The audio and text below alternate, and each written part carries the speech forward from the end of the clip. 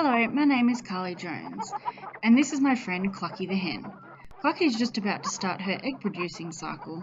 She wanted me to share a few fun facts and explain this amazing process with you. Clucky produces and lays eggs regardless of whether she has an eligible rooster friend to fertilise her eggs or not. For this example, Clucky is an independent, fussy old hen and believes she doesn't need a rooster to make things happen. We begin in the ovary, which is a mass of round yellowish follicles containing an ovum or yolk. The infundibulum is about 9 centimeters long and engulfs the yolk that has just been released from the follicle. The yolk will remain here for about 15 minutes. It is at this point that fertilization of the yolk would take place. That's, of course, if our Clucky wasn't such an independent modern chick.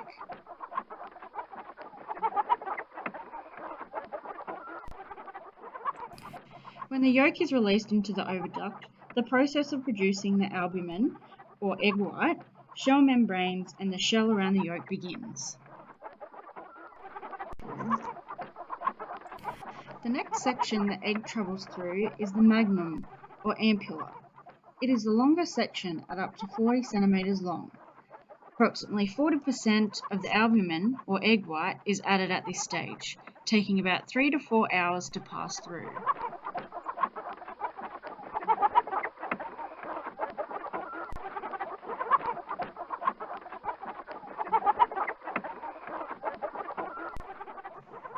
Here you can see the egg white forming around the yolk.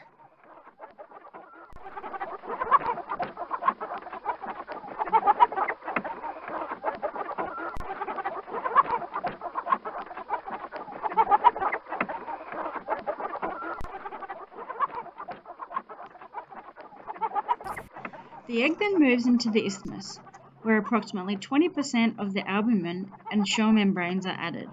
There are two shell membranes, the inner shell membrane, which is laid down first, and then the outer shell membrane, which is 3 times the thickness of the inner membrane. These membranes consist of a fibrous protein material and act as a barrier to the penetration into the egg by bacteria and fungi. The isthmus also forms the first crystals of calcium carbonate on the outer shell membrane. The isthmus takes about 75 minutes to achieve its tasks. The egg then enters the short, bulbous gland called the uterus or the shell gland. It is here that approximately 40% of the albumin and all of the shell is added. The developing egg remains in the uterus for 18 to 20 hours. The shell of an egg is formed in 2 layers. Firstly, the mammillary layer, a sponge-like layer composed of a soft calcite crystals. This is the inner layer. Secondly, the palisade layer, formed of hard columns of calcite crystals. The longer the columns, the stronger the shell. This is the outer layer. The hen uses approximately 2.5 grams of calcium in the formation of one normal egg. In addition to calcite, the shell is also made up of small amounts of sodium, potassium, and magnesium. The carbonate ions go with the calcium to form the calcium carbonate of the eggshell. After the shell has formed in the uterus, the egg moves into the vagina, where it is unknown for sure but may have the function of adding pigment or colour to the egg.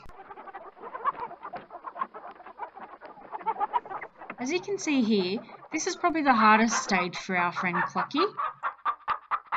This is the final stage for the egg, and it's in the cloaca. The egg can be held here for as long as several hours before it is laid. So as you've seen, the formation of an unfertilized egg is a complex process. The quality of an egg when it is laid depends on genetic and management factors. I hope you have enjoyed my presentation. And just among us chickens, the cock may crow, but it's the hen who lays an egg.